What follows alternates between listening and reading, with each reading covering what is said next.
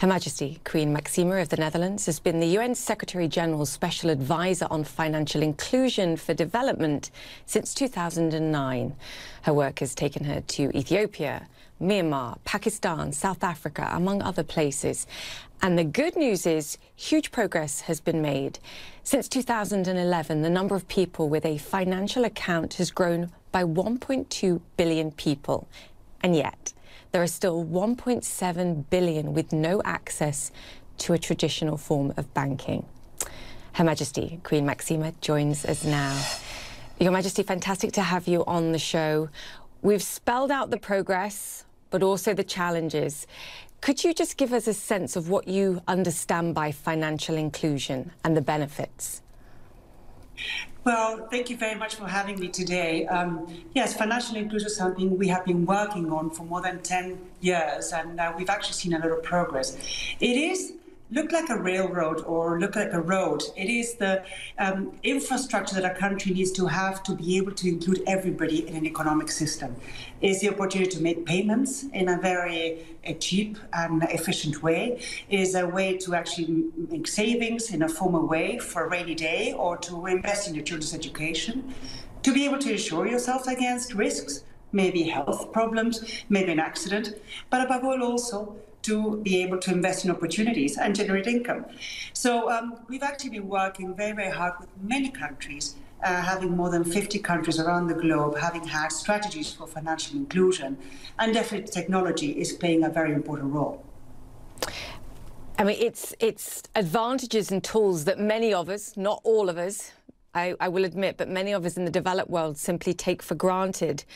If we look at what happened in light of COVID-19, a shift to digitization, and those of us that could make digital payments did so, others were left in incredibly vulnerable situations and circumstances. What have you seen, and who are the most vulnerable? Well, certainly this what started as a health crisis, it ended up very quickly in an economic crisis and a social crisis. And certainly in emerging countries, there is an issue of formality. The people that are working in the informal sector are extremely vulnerable because they do not have access to the formal things we all have and we take for granted, like you just said. And also they don't have access to government safety nets. They don't have access to formal insurance services. And also within that, the daily wages, for example, were the first ones to lose their jobs. And within that, the groups that have actually suffered the most certainly are women. They really have taken the most amount of the burden on this issue. Small and medium-sized enterprises, and of course, sometimes farmers and rural people. What we've actually seen in terms of SMEs is, of course, they had to be shut down. Supply chains were actually completely disturbed. And we know from a survey that 2/3 of SMEs around the world have actually seen a decrease in their sales, some of them to nearly 80%. That meant that 1/3 of them had to reduce workforce, which actually ends up in unemployment across the board. In case of women, this is even worse. You know, women that actually, they have to have their own businesses to be able to survive. We know in Sub-Saharan Africa, for example, that 60% of the women-owned businesses have seen a complete loss of their income, 3 times more loss of income than men. So this is something we have to look into a lot more. And the issue with women as well is because they're 25% less likely to own a phone or have access to internet, they cannot really turn their businesses very quickly into a digital option, having more access to markets or being able to sell without contact. So they've actually suffered a lot more. So these issues have been something we've been seeing across the board. And certainly that's where governments have actually jumped in to make a lot of social payments and programs so to, being able to balance these problems. I mean, that's just an astonishing statistic. Women 25% less likely to own a phone or have internet access. I think that brings it home to all of us in many ways. There are positive cases, though, and I do want to talk about this for a country that had some kind of platform or plan for promoting financial inclusion, and that's Pakistan and how they handled what happened during COVID-19. Can you just explain what you saw there? Well, the issue is, as you very well know, technology plays a very important part in financial inclusion. You know, today you can actually receive a payment in your mobile phone, and you can actually exchange that for money in your local merchant. You can actually save through it. You can actually get a credit through, you know, the amount of transactions you do, even if you do not have an asset as collateral. So these are actually extraordinary advancements. Now, a country has to be able to allow to do that. They have to be able to allow innovation, and it has to be safe, and it has to be able for everybody. So connectivity and having a smartphone or even having a phone is extremely important. Now, like I said before, 50 countries have been working very hard on their financial inclusion strategies. One of them being Pakistan. They've had invested a lot in a robust ID system, identification system. Plus, they've actually changed the regulations that actually make it possible for people to receive money in their digital wallets and their phones. So since the start of the COVID pandemic, they've actually been very fast in actually turning all the social programs into this digital payment. And they've actually reached 17 million people, so which is actually incredible. They haven't been able to do that before.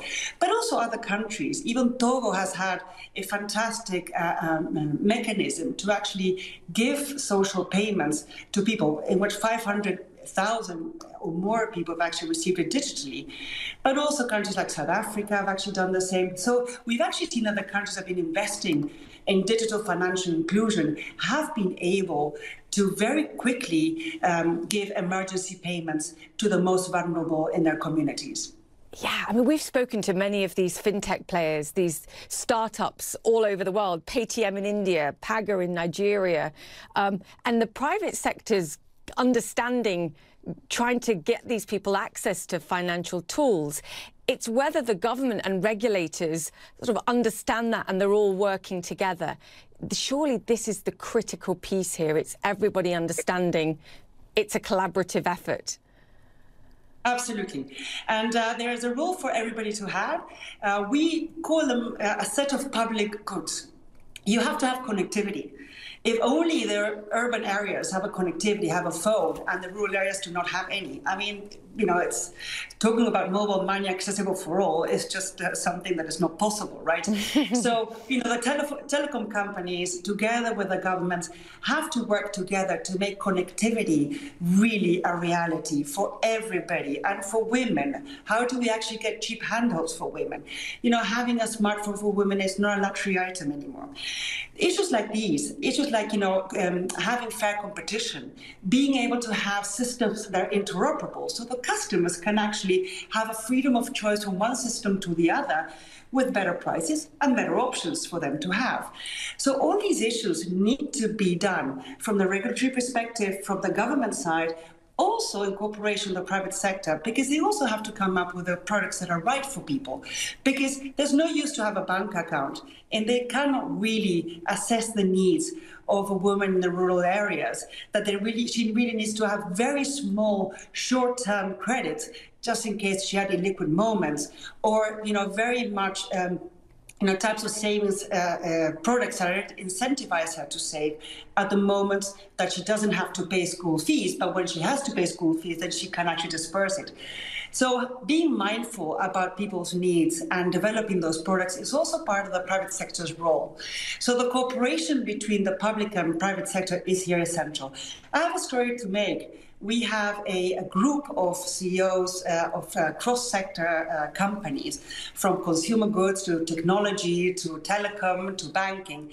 And what we've been doing is actually having them work together in certain markets to really digitize all the merchants in a given region, so that all these mom-and-pop shops can actually receive mobile payments. They can actually also to the suppliers, but also to the customers. And with that, they have actually much more access to credit and to insurance. And you see that the whole supply chain starts elevating itself in terms of quality. These type of cooperations, not only with the public sector, but also the private sector among themselves, is extremely important. It actually gives me goosebumps hearing it. It's the idea that you actually tailor the products to the individual, and then it's not just about giving them financial access, it's actually about giving them access to products they can use. It's so important. What we've seen in COVID has accelerated digitization, the focus, it's emphasized the need. Just in terms of your work going forward and the UN's work, what's the plan now? How do we use this moment, harness this moment to accelerate the progress you've made? Yeah, you know, funny enough, 10 years ago, I really had to make the case why financial inclusion and why technology was so important. I don't think I have to do that anymore. The issue is now the how, is to really help countries really scale up and really make this a reality and really getting the cooperation between the public and the private sector going. And sometimes it takes a little bit of figuring out how the supply chains work, for example, in the farming sectors, in the rural sectors. What happens with merchants? Can we improve that side? How do we cater a lot more for women? I think there's a lot more work we need to be done on the women needs, on why do women use things and why they don't. How can we actually make them a lot more incentivized for them to save and take better credits and inform them better? I think there's a lot of things we have to learn also to actually cater this probably better for women. And in terms of SMEs, I think digitization will be an extremely important thing that we should be focusing on, definitely. Well, I'm enthused. I can see you're enthused. Hopefully everyone else watching it will feel the same after this. Your Majesty, fantastic to chat to you. Thank you so much, and I hope you come back soon. Thank you once again. Queen Máxima of the Netherlands there, the United Nations Secretary-General's Special Advocate for Inclusive Finance for Development.